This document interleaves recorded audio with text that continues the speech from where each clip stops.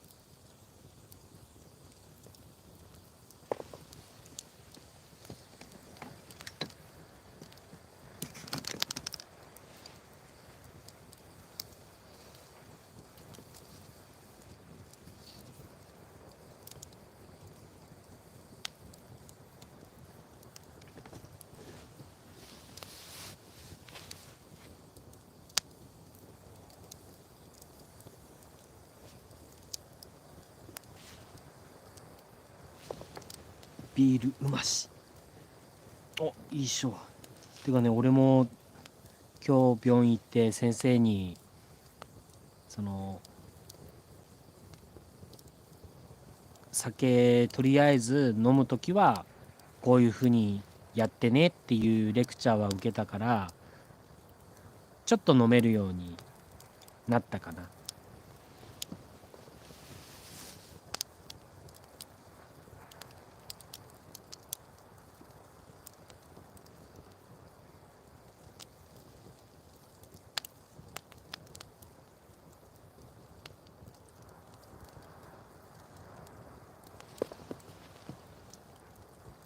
ああ、全然タカさん大丈夫よ。